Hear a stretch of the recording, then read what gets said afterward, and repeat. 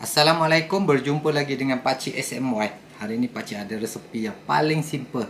Pakcik akan buat agar-agar sirap rose. Ni yang dah siap lah.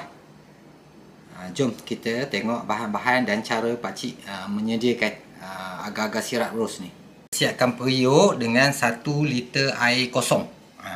Lepas tu ni agar-agar tali ya. Kita kena pakai agar-agar tali untuk buat agar-agar sirap legend ni. Kita ambil 10 gram. Dalam paket ni dia 20 gram. Dapatkan 10 gram. Okey, Pakcik akan gunting masuk dalam air kita. Kadang-kadang buat resepi yang simple macam ni pun sukatan kena tepat ya. Nanti dia baru lembut, lembik tu semua kena manis tu. Nampak je senang.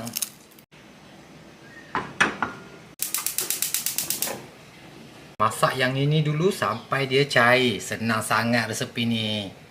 Bulan-bulan puasa ni nak penuh-penuhkan meja apa tu? Berbuka kita. Kita masukkan daun pandan sekali ya. Biar dia cair semua ni.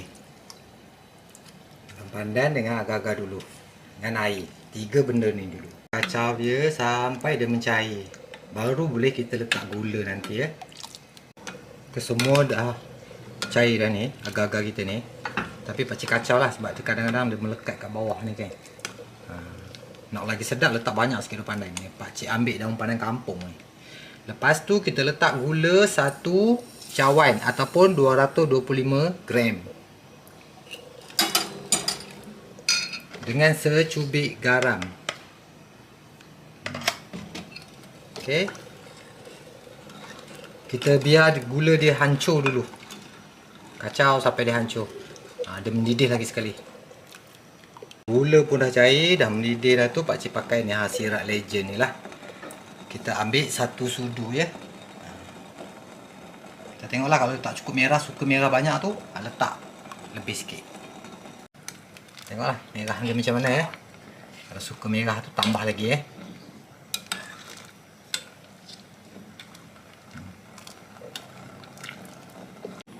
Okey, ni yang Pakcik nak lah. Warna ni. Dah boleh tutup api. Nak buang daun pandan tu buang lah.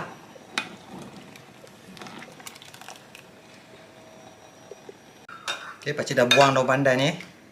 Masuk dalam bekas. Senang kita nak tuang dalam bekas kita. Kalau dulu-dulu dia orang letak dalam gelas. Lepas tu letak kat kedai makan. Kedai makan pun dia letak je gelas atas meja makan. Siapa nak makan gagal tu ambil je. Zaman-zaman 80-an popular ni agar-agar ni, sebab tu dia panggil agar-agar legend. Bekas plastik macam ni lagilah senang kan. Nak hantar pergi surau ke, kita masuk je dalam bekas ni seorang satu, senang. Tak payah nak potong-potong. Kalau letak dalam tray potong-potong pun cantik juga. Tapi macam ni lah senang. Zaman sekarang kan serba ringkas. Ini kita nak biar dekat luar dia beku pun boleh. Nak sejuk dalam peti ais pun boleh. Kalau biar kat luar pun dia akan beku juga. Dulu-dulu orang mana ada peti ais kan. Dia beku kat luar je, original je. Senang lah. Resepi yang cukup simple dari Pakcik hari ni. Banyak tu je. Dapat 1 liter air tadi.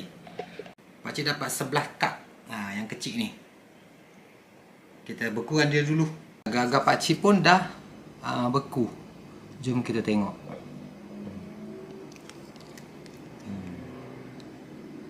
Sekianlah resepi yang sangat simple dari Pakcik ya. InsyaAllah sedap. Rasa macam dulu-dulu. Okey, kita berjumpa lagi dengan Pakcik SMY di video-video seterusnya. Assalamualaikum.